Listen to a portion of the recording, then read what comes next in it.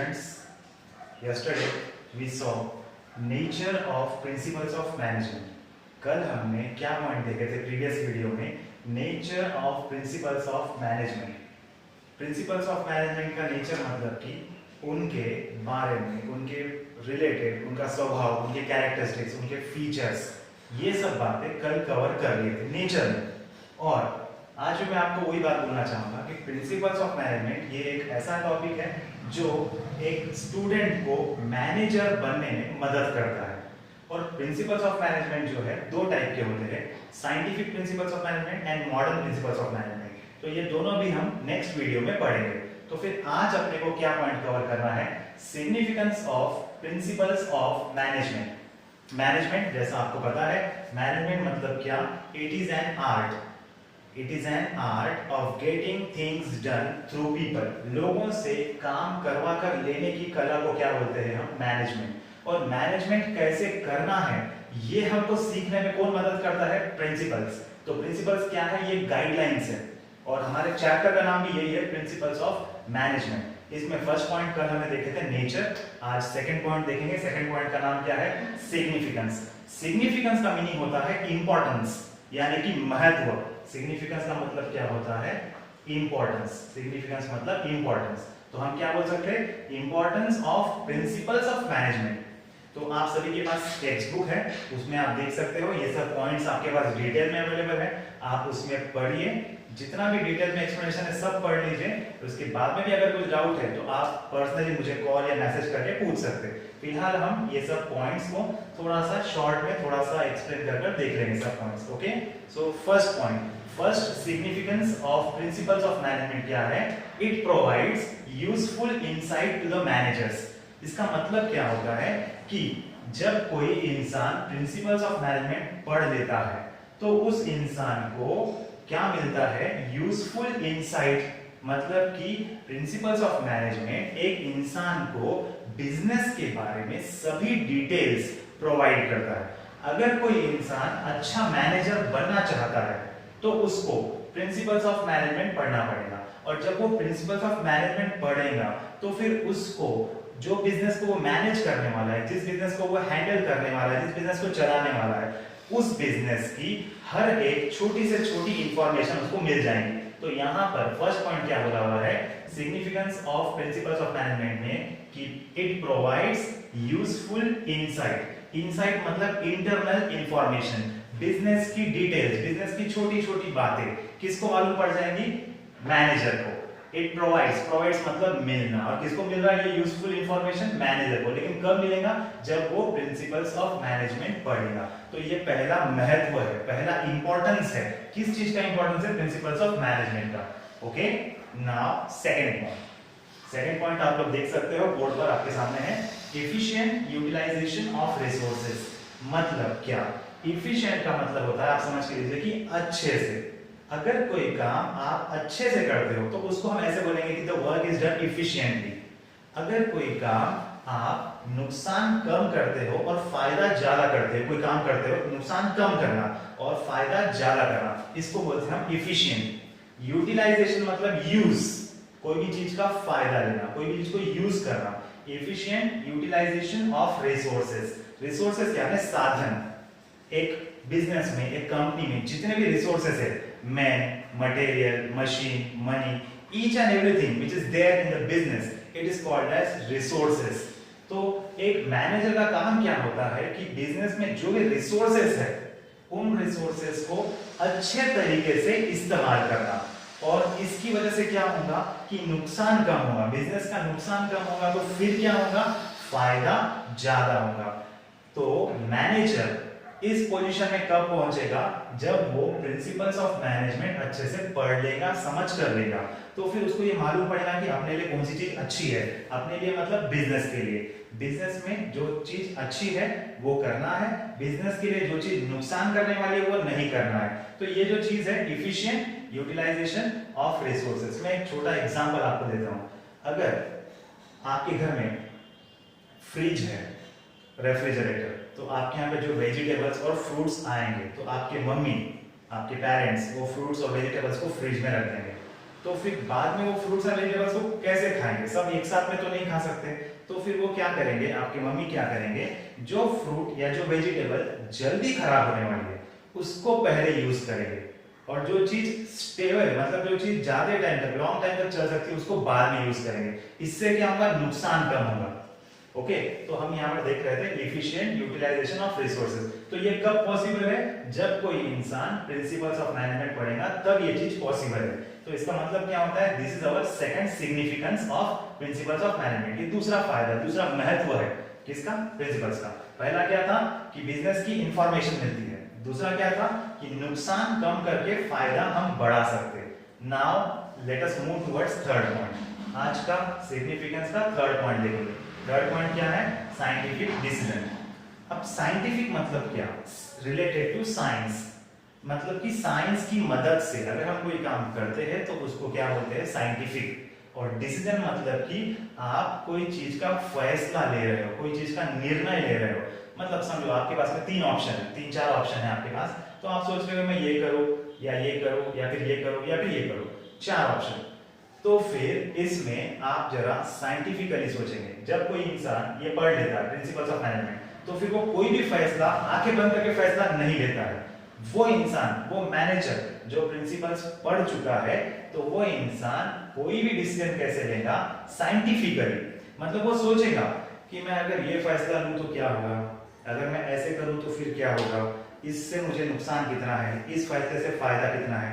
अगर आपको कोई कॉलेज में एडमिशन लेना है तो आप पहले देखेंगे अपने सिटी में कॉलेजेस कितने हैं, कोई कॉलेज दूर है, कोई कॉलेज नजदीक है, कोई कॉलेज बहुत बड़ा है, कोई कॉलेज छोटा है। तो आप देखेंगे कि अपने लिए क्या सूटेबल है और फिर आप एडमिशन लेंगे।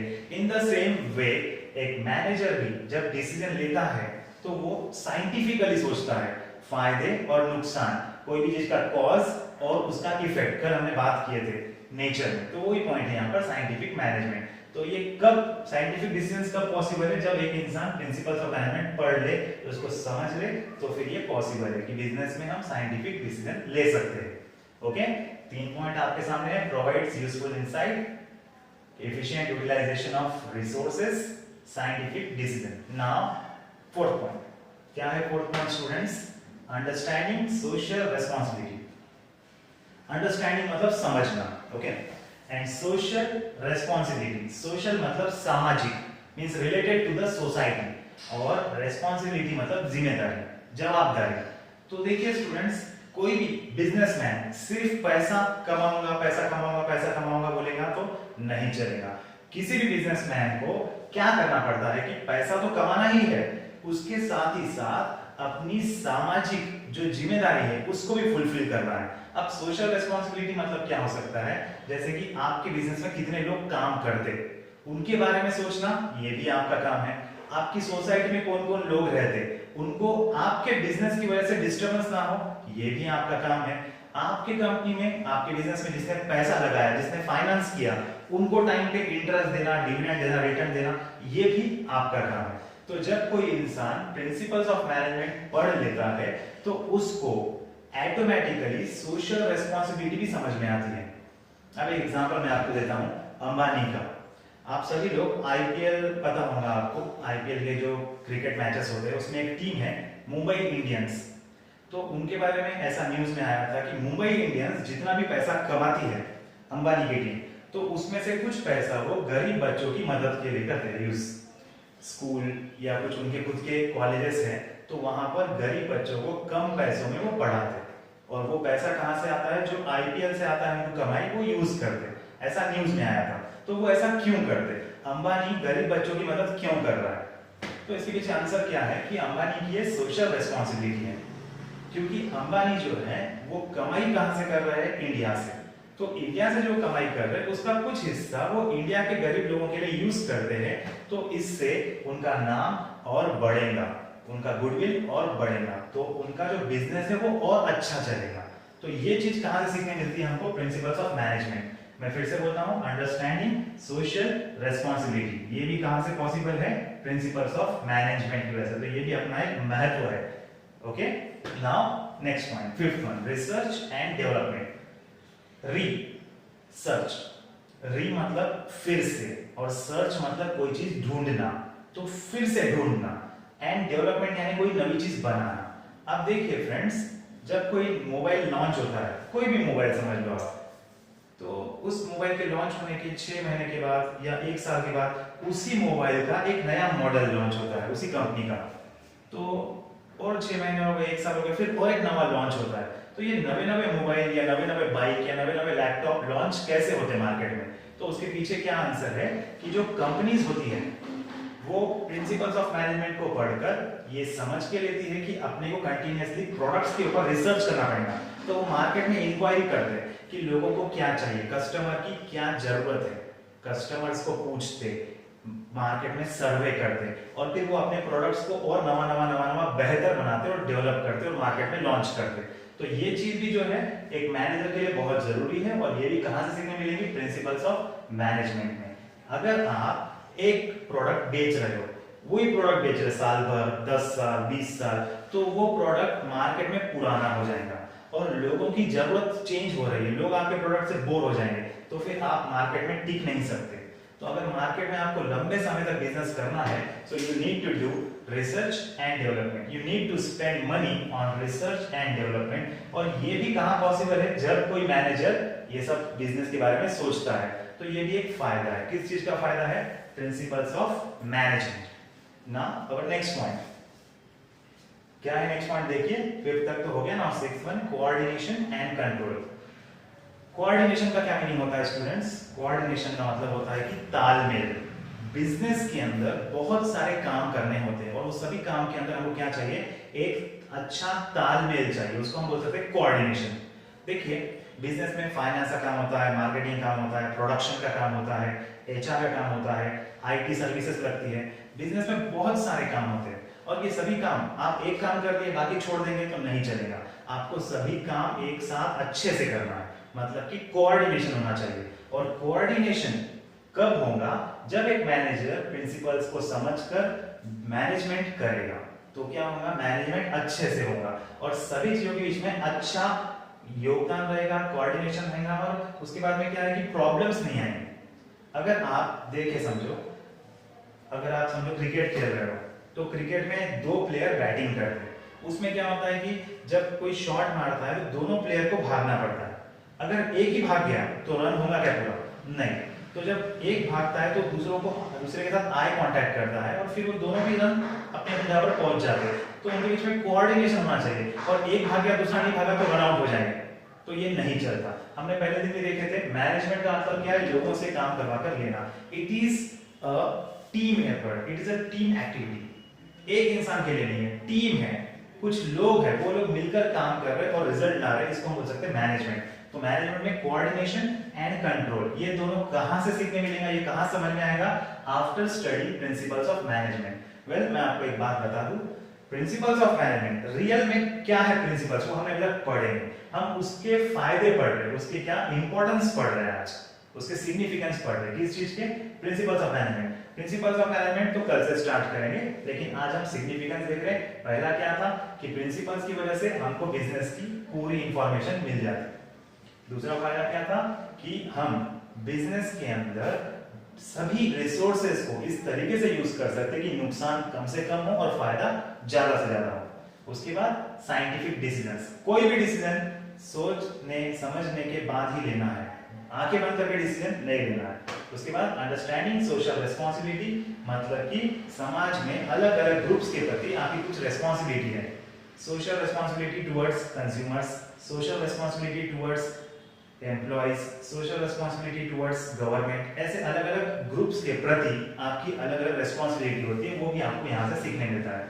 फिर रिसर्च एंड डेवलपमेंट, कंटिन्यूअसली नए नए प्रोडक्ट लॉन्च करना है मार्केट में, कस्टमर्स को ध्यान में रखते हुए।